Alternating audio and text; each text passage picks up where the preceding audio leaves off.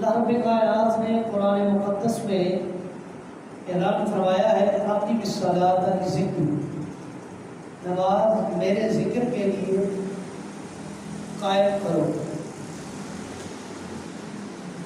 ایک اور مقام پر اللہ رب کائنات نے اس کا تذکرہ فرماتے ہوئے اعلان فرمایا ہے وَمَنْ أَعْرَضَ عَنْ ذِكْرِي فَإِنَّ لَهُ مَعِيشَةً ضَنْكًا وَنَحْشُرُهُ يَوْمَ الْقِيَامَةِ أَعْمَىٰ، کہ جس شخص نے میرے ذکر سے اعراض کیا، منہ موڑا، منہ پھیر لیا، اپنی مرضی کی، فَإِنَّ لَهُ مَعِيشَةً ضَنْكًا، میں ایسے بدبخت شخص کی معیشت کو، روزی روٹی کو تنگ کر دوں گا۔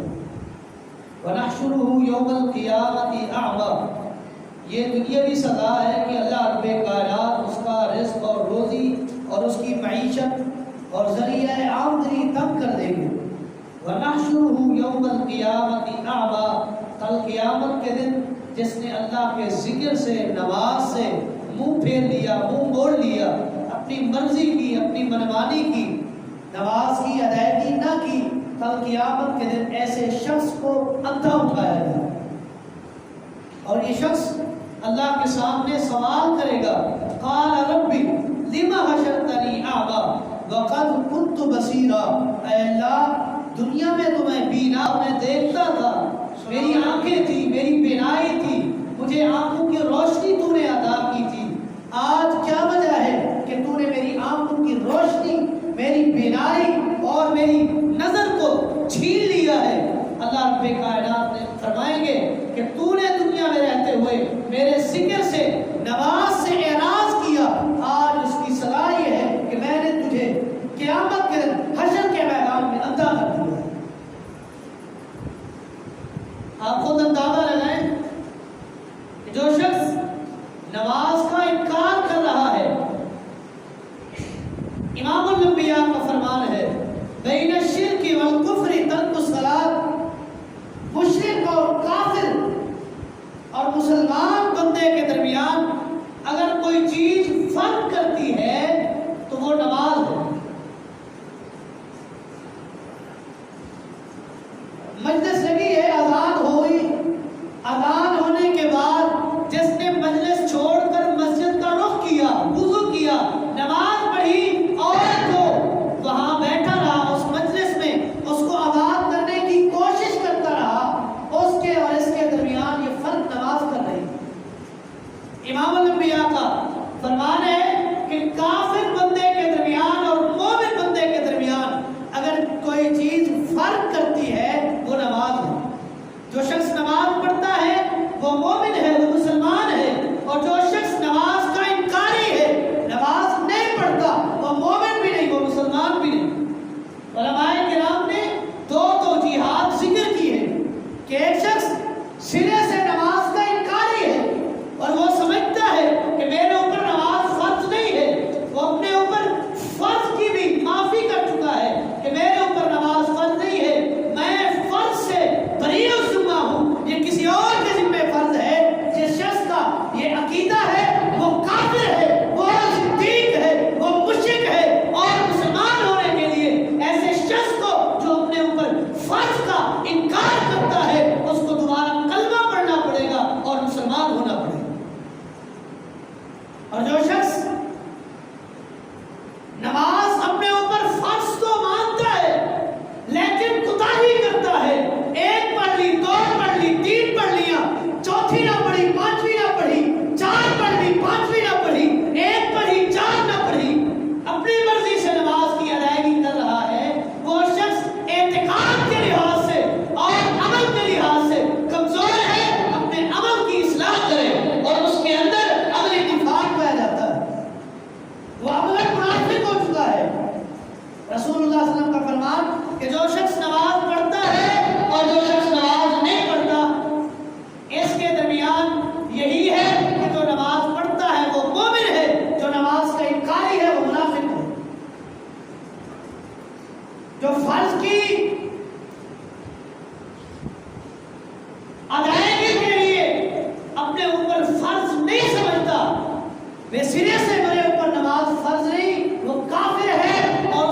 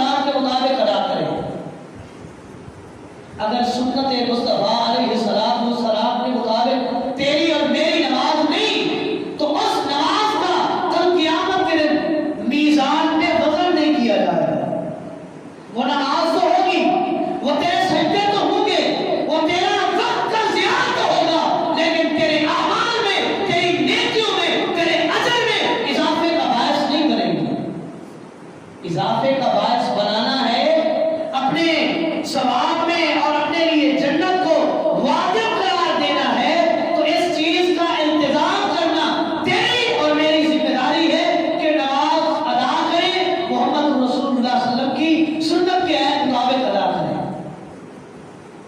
سنت کا اہتمام نہیں، سنت کا التزام نہیں، سنت کو لازمی نہیں پکڑا، اپنی مرضی سے جیسے مرضی من چاہے علماء اور فقہاء کی آراء کے مطابق نماز پڑھ رہا ہے، اس نماز کو کوئی اجر نہیں۔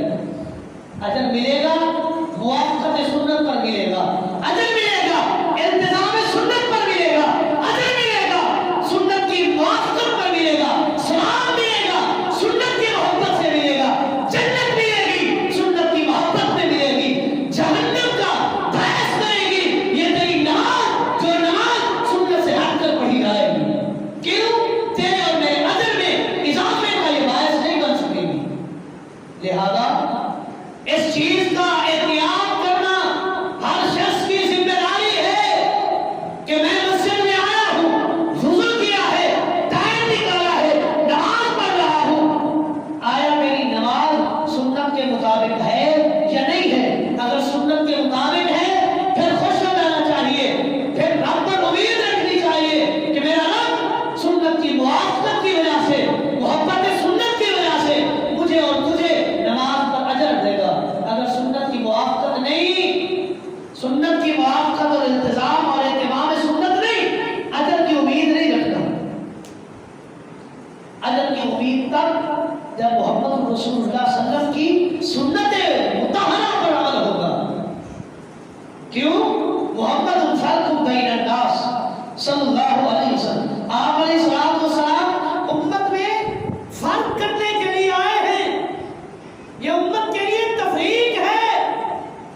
امتی کی بات آ جائے، ایک طرف محمد مصطفیٰ علیہ الصلوۃ والسلام کا قول اور فعل عمل آ جائے، ایک طرف امتی کی بات ردی کی توقی میں پھینک دو، عمل کرو محمد مصطفیٰ کی سنت پر صلی اللہ علیہ وسلم۔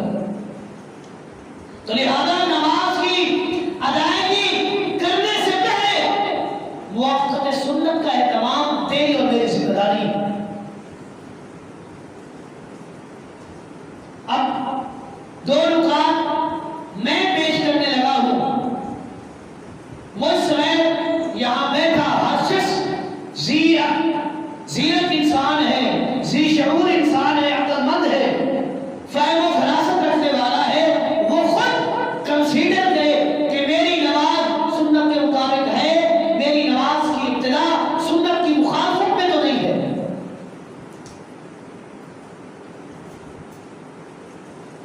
نماز کی ادائیگی سے پہلے بعض حلقوں سے آواز آتی ہے کہ نماز کی نیت کی جائے، اور نیت زبان کے ذریعے کی جائے، نماز کی نیت زبان کے ذریعے الفاظ نکال کر اس کی نیت کی جائے۔ اب اس نیت کو دیکھنا ہے کیا یہ نیت محمد رسول اللہ صلی اللہ علیہ وسلم نے کی، آپ کے صحابہ نے کی، تابعین اعظام نے کی، تبع تابعین اعظام نے کی، ائمہ دین نے کی، اور ائمہ علماء اور ائمہ امت جن کے نام پر مسالک اور مذاہب قائم ہیں، کیا ان ائمہ کرام نے اس زبانی نیت کا اقرار اور اظہار کیا ہے؟ اگر کیا ہے تو ٹھیک ہے، اگر نہیں کیا تو میری اور تیری ذمہ داری ہے کہ اپنی اس نماز پر توجہ دیں کہ میری اور تیری نماز کی ابتدا کس چیز سے ہو رہی ہے۔ نیت کا معنی ہے دل کا ارادہ، قصد۔ شیخ الاسلام امام ابن تیمیہ رحمۃ اللہ علیہ نے الفتاوی الکبریٰ کے اندر یہ بات نقل کی ہے کہ نیت سے مراد ارادہ اور قصد دل ہے۔ اس سے یہ چیز مراد نہیں کہ اس چیز کو اظہار اور اقرار کے ذریعے، زبان کے ذریعے اس چیز کو بولا جائے، یہ نیت نہیں ہے۔ اور آگے اغاثۃ الافہام، شیخ الاسلام امام ابن تیمیہ رحمۃ اللہ علیہ کی کتاب بڑی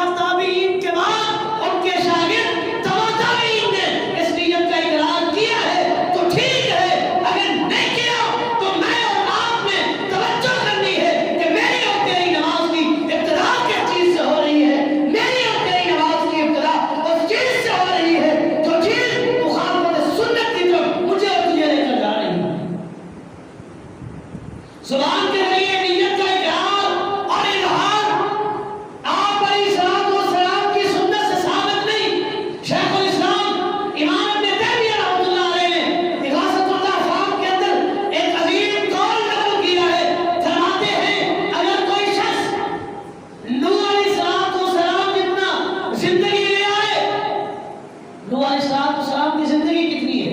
950 سال تو ان کی تبلیغی زندگی ہے جو انہوں نے تبلیغ دین کے مشن پر صرف کی. محدثین اور مفسرین نے لکھا ہے کہ سب سے جو ان کے عمر کے مطابق قول ہے سب سے عام وہ ہے کہ نوح علیہ السلام کی عمر 1450 سال تھی. شیخ الاسلام امام ابن تیمیہ فرماتے ہیں رحمۃ اللہ علیہ اگر کوئی شخص 1450 سال زندگی لے کر آئے اور پوری زندگی پیدا ہونے سے موت تک اس بات میں صرف کر دے، تلاش کرتے کرتے ڈھونڈتے ڈھونڈتے کھوج لگاتے لگاتے تلاش میں لگا رہے کہ نماز سے پہلے جو نیت مروجہ کی جاتی ہے جہاں رسول اللہ صلی اللہ علیہ وسلم کی سنت سے ثابت ہے یا صحابہ کرام نے یہ نیت کی 1450 سال نوح علیہ السلام کی زندگی کتنا تلاش کرتا رہے پوری زندگی ختم ہو جائے گی یہ زبان کے ذریعے جو نیت کی جاتی ہے اس کو نہیں ملے گی. شیخ الاسلام امام ابن تیمیہ رحمۃ اللہ علیہ نے فرمایا ساری زندگی اس بات میں کھپا دے کہ یہ نیت تلاش کرے رسول اللہ کی حدیث سے مل جائے، آپ کی سنت سے مل جائے، صحابہ کرام کے عمل سے مل جائے، ائمہ دین کے عمل سے مل جائے. ساری زندگی کھپا دے نہیں ملے گی. جو چیز صحابہ کرام سے نہیں ملی، رسول اللہ کی سنت سے نہیں ملی، تابعین کے طریقے سے نہیں ملی، تمام تابعین کے طریقے سے نہیں ملی، وہ دین نہیں ہے. وہ دین کا ہے جو اللہ نے محمد رسول اللہ صلی اللہ علیہ وسلم کے قلب اطہر پر قرآن اور محمد رسول اللہ کے فرمان کی صورت میں نازل کیا ہے. دین یہی ہے، اس کے علاوہ کوئی چیز دین نہیں ہے. اور آگے فرماتے ہیں اگر زبان کے ذریعے اقرار نیت اتنا اہمیت اور خیر اور بھلائی والا کام ہوتا تو صحابہ کرام ضرور کرتے. اگر ان لوگوں نے نہیں کیا تو یہ کام خیر اور بھلائی نہیں ہے. یہ کام خیر اور بھلائی نہیں ہے، یہ کام نیکی نہیں ہے. اگر نیکی ہوتی تو صحابہ کرام کرتے، جب انہوں نے نہیں کیا یہ نیکی نہیں ہے. اگر نیکی ہوتی شیخ الاسلام فرماتے ہیں کہ صحابہ کرام خود بھی کرتے اور اپنے شاگردوں کو بتاتے. آج تک یہ بات محفوظ ہوتی کہ رسول اللہ صلی اللہ علیہ وسلم نے اس طرح نیت کی ہے. اگر ان کی اس بات کو بھی ایک سائڈ پہ رکھ دیا جائے اور ٹپیکلی ہر بندہ سمجھدار اور فہم رکھنے والا ذہین انسان ہے سمجھ لے، خود سمجھے کہ پوری نماز کی ابتدا اللہ اکبر سے، نماز کی انتہا السلام علیکم ورحمۃ اللہ تک پوری نماز عربی لینگویج میں ہے. یہ نیت تیری اور میری زبان میں کیوں ہے؟ اگر رسول اللہ نے کی ہوتی تو اس نیت کی ڈکشنری اور اس کی لینگویج عربی ہوتی. صحابہ نے کیا ہوتا تو اس کی لینگویج عربک ہوتی. تابعین نے کیا ہوتا لینگویج عربک ہوتی. تابعین نے کیا ہوتا لینگویج عربک ہوتی. ائمہ دین امام ابو حنیفہ رحمۃ اللہ علیہ، امام احمد بن حنبل رحمۃ اللہ علیہ، امام شافعی رحمۃ اللہ علیہ، امام مالک بن انس رحمۃ اللہ علیہ، ان لوگوں نے یہ نیت کی ہوتی تو یہ نیت عربک لینگویج میں ہوتی. جب نہیں ہے تو یہ بات کی ایجاد ہے، لہذا بات کی ایجاد بدعت ہے اور بدعت گمراہی ہے، گمراہی جہنم میں لے جاتی ہے. اس بدعت سے اپنے آپ کو محفوظ کیجیے، اپنی نمازوں کو محفوظ کیجیے، اپنے اعمال صالحہ کو محفوظ کیجیے. یا نہ ہو کہ تیری اور میری نیکیاں اس بدعت کی وجہ سے ضائع اور ریکا ہو جائیں، تجھے اور مجھے کوئی اجر نہ ملے. یہ نیکیاں تیرے اور میرے لیے وبال بنے اور قیامت کے دن یہ نیکیاں میرے منہ پر اور تیرے منہ پر مار دی جائیں، جہنم میں پھینک دیا جائے. یاد آؤ دن سے آنے سے پہلے اپنے اعمال کی اصلاح کریں، اپنے اعمال سے بدعت جیسے کبھی جرم کو نکال کر محبت سنت پیدا کیجیے، موافقت سنت پیدا کیجیے، اہتمام سنت پیدا کیجیے، التزام سنت پیدا کیجیے جو تیری اور میری ذمہ داری ہے. شیخ الاسلام امام ابن تیمیہ کے بعد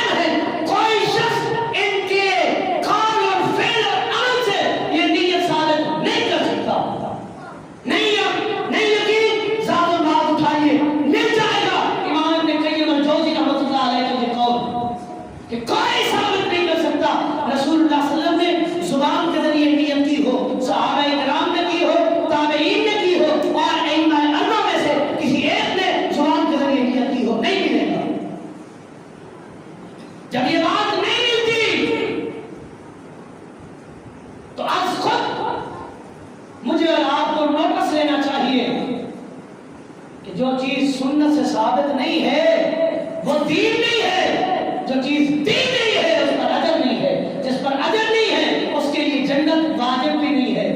کیوں؟ جنت ملے گی تو نیکی پر ملے گی، جو کام کر رہے ہیں وہ نیکی نہیں ہے، اس پر اجر نہیں ملے گا، جنت نہیں ملے گی۔ جنت لینی ہے موافقت سنت پیدا کرنی پڑے گی، انتظام سنت کرنا پڑے گا۔ نہیں یقین مشکات المصابیح کی شرح مرکات اٹھائیے، لکھنے والے ملا علی قاری حنفی رحمۃ اللہ علیہ فرماتے ہیں کہ نیت زبان کے ذریعے اس کا اقرار بدعت ہے، اور بدعت سے کوئی نیکی اس پر اجر نہیں ملتا، نیکی نہیں رہتی جس کی ابتدا بدعت سے ہو۔ ملا علی قاری حنفی رحمۃ اللہ علیہ مرکات میں لکھتے ہیں، اور سے آگے چلیے شیخ احمد سرہندی المعروف مجدد الفسانی، ان کا قول ہے، ان کی کتاب دفتر جیل سون اور اس کا مکتوب 186، وہ فرماتے ہیں کوئی مائی کا لال آج تک پیدا نہیں ہوا اور قیامت تک پیدا نہیں ہوگا جو شخص یہ دعویٰ کرے کہ زبان کے ذریعے جو نیت کے الفاظ ہیں باروایت صحیح محمد رسول اللہ کی سنت سے ثابت کر دے، اور آگے فرماتے ہیں میرا چیلنج ہے کوئی شخص باروایت صحیح بھی محمد رسول اللہ کی زبان سے یہ بات ثابت نہیں کر سکتا۔ جب باروایت صحیح بھی ثابت نہیں ہے، باروایت صحیح بھی کوئی شخص ثابت نہیں کر سکتا، وہ چیز دین نہیں ہے۔ دین وہ ہے جو محمد رسول اللہ کی سنت پر محیط ہے، دین وہ ہے جو قرآن مقدس کے 30 پاروں کے اندر موجود ہے، دین وہ ہے جو محمد رسول اللہ کی حدیث میں موجود ہے، اس کے علاوہ کوئی دین نہیں ہے۔ لہذا میں نے اور آپ نے اس بات پر توجہ کرنی ہے جو آج کل آوازیں آ رہی ہیں کہ نماز کی ادائیگی سے پہلے زبان کے ذریعے اقرار نیت کیا جائے، یہ صحیح سنت سے ثابت نہیں ہے۔ جس شخص نے یہ کام کیا اس نے اپنی نماز کی ابتدا بدعت سے کی ہے، اور جس عمل کی ابتدا بدعت سے ہو اس پر اجر نہیں ملتا، اس پر اجر نہیں ملتا۔ اجر لینا ہے، ثواب لینا ہے، جنت لینی ہے تو ابتدا بھی سنت سے کرنی ہوگی، انتہا بھی سنت سے کرنی ہوگی۔ یہ مربع نیت 4 رکعت فرض، 2 رکعت 3 رکعت فرض بندگی اللہ کے لیے، پیچھے سے امام کے اللہ اکبر، مقتدی کی تو یہ نیت ہے، امام کون سی نیت کرے گا؟ امام کے لیے کوئی آرٹیفیشل نیت بنائے نا، یہ تو مقتدی کی ہے، امام کون سی نیت کرے گا؟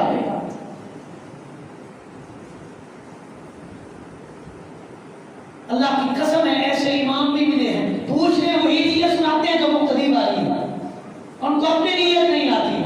اگر دین سے آپ کی حدیث سے یہ نیت ثابت ہوتی تو ہر شخص کے لیے محمد رسول اللہ کی حدیث موجود ہوتی۔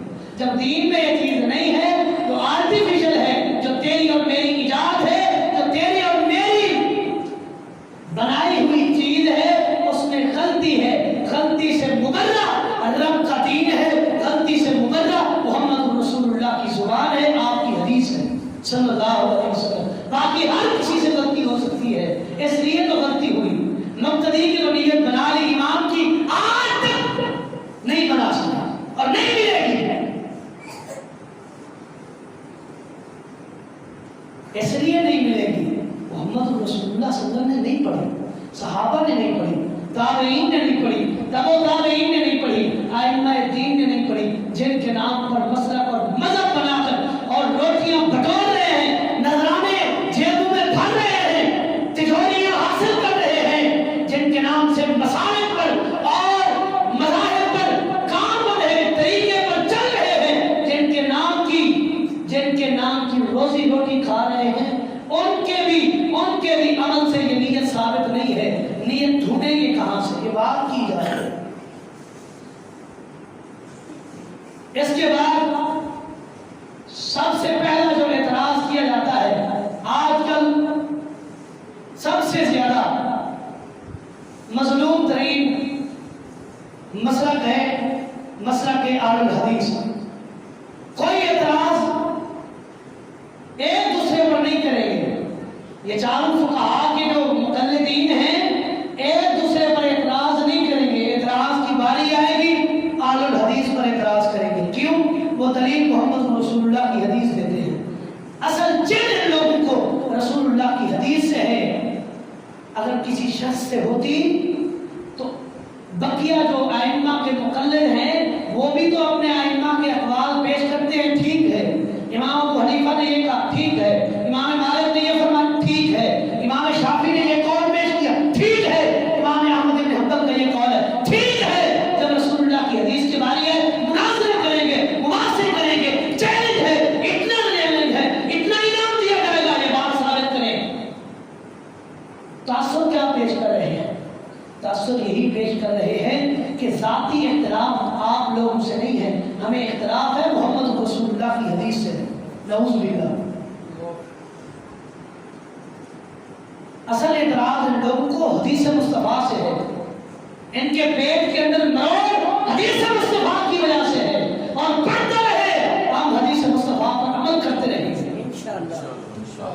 ان کو مروڑ پڑے، چاہے جو کہیں، تانے دیں، تشریح کا نشانہ بنائیں، مارے پیٹے، نکال کر باہر پھینک دیں، مسجد میں نہ آنے دیں، نہ آنے دیں، ہم عمل کریں گے محمد رسول اللہ کی سنت پر عمل کریں گے. مار پیٹیں گے محمد رسول اللہ کی سنت پر، آپ کی سنت کی مخالفت نہیں کریں گے.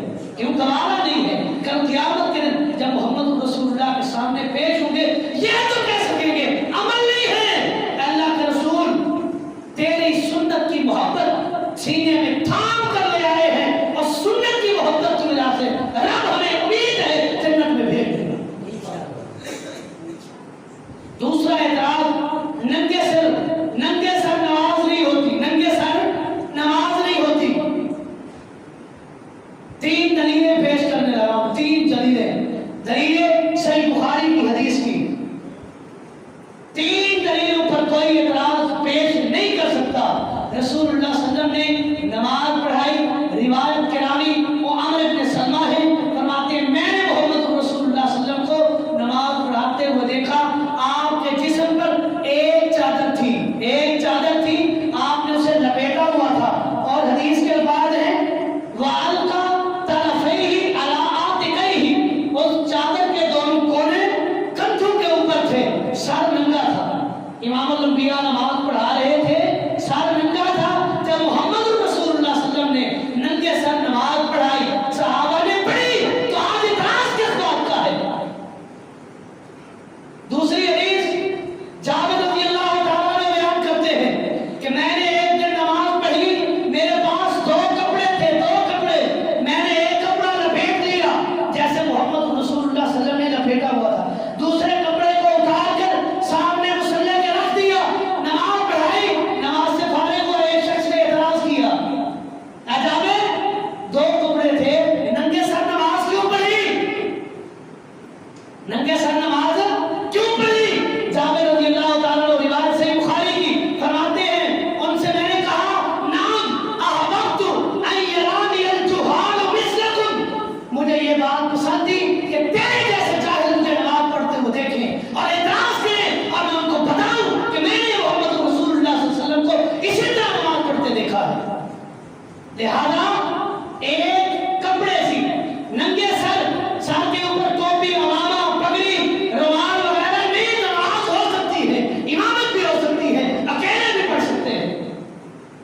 تیسری روایت صحیح بخاری کی، سیدنا عمر رضی اللہ تعالیٰ عنہ کا دور آپ سن چکے ہیں، بارہا رواں سے سنتے ہیں کہ کتنا مال دولت کی وسعت کا دور تھا، لیکن اس دور میں بھی امیر عمر رضی اللہ تعالیٰ عنہ ننگے سر نماز پڑھایا کرتے تھے، اور جو شخص ننگے سر نماز پڑھاتا اس کو کچھ کہا بھی نہیں کرتے تھے.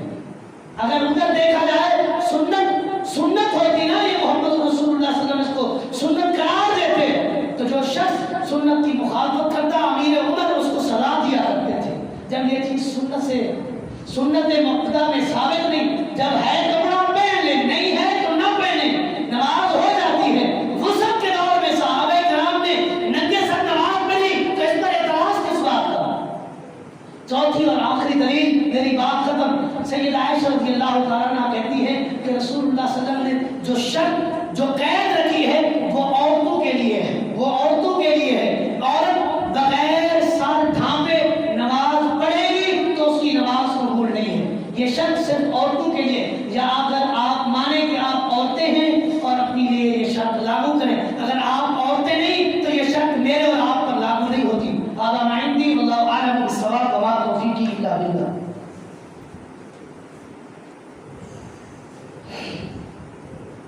الحمدللہ